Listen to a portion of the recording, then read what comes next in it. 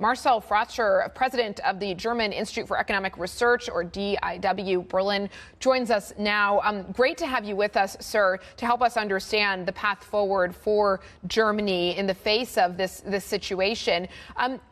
Help us, if you can, understand the mechanism behind this emergency law. It came about yesterday, this news that Germany had initiated an early warning response, which I understand to be the first of multiple steps in this emergency response should they get cut off from Russian energy supply. Yes, this is true. This is the first out of 3 stages. There's no rationing involved yet. It's just a warning stage where suppliers of electricity and gas and oil need to report regularly to officials. But there's no rationing yet. And the German economy is highly dependent on imports of gas, oil, and also coal from Russia. More than half of German gas comes from Russia. So there's a big fear that now, with the threat of the Russian government to require European companies to pay for gas in ruble, that this might be a first step to stop deliveries of gas. And this, of course, would put Europe, and particularly Germany, given its high dependence on Russian gas, in a very, very difficult spot. And Germany, of course, is, you could argue, the industrial heartland for all of Europe. Germany has an enormous chemicals sector. What sectors within Germany are most vulnerable? In this emergency planning on gas, there is a clear step-by-step or clear order of priority. And the last ones that can be cut off are crucial sectors such as hospitals or police. But it's also very clear in the law that consumers have priority over industry. So the first ones, most likely, if there were a rationing in the future, the first ones to have really curtailments, cuts in supplies, is industry, is a chemical industry. So the production of steel and other materials. And we know from the pandemic how painful it is if you have even individual sectors that have a problem. It's not just them suffering, but the entire supply chain. And Germany is very dependent. For the automotive sector, for instance, that's already now experiencing difficulties. So the German industry is very dependent on this supply chain working. And that's why it's so difficult to quantify the impact of a stoppage in gas deliveries or even an embargo on Russian gas into the German economy.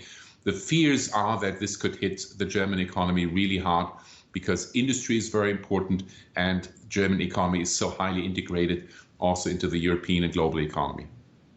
Marcel, based on what we know about Germany's reserves and also Germany's alternative energy options, when would we likely see the rationing come into effect? As you said, so far we've just had this early warning. There's no rationing that is taking place right now. But when could we be in that situation?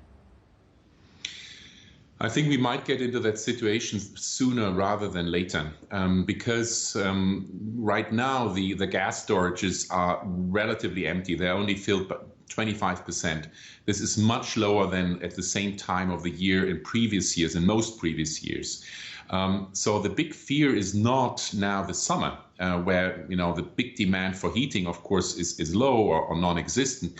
The big concern is next winter, September, October, when people start turning on the heating.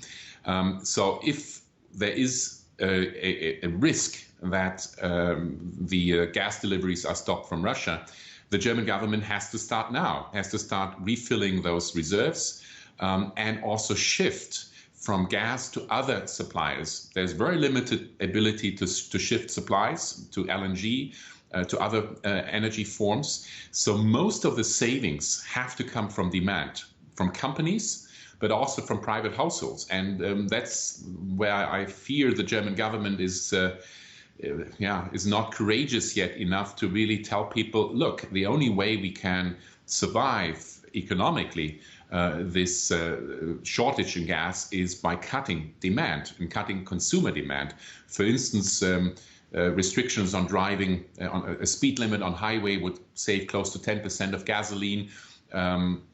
trying to shift from using the car to other forms of transport would save a lot of energy.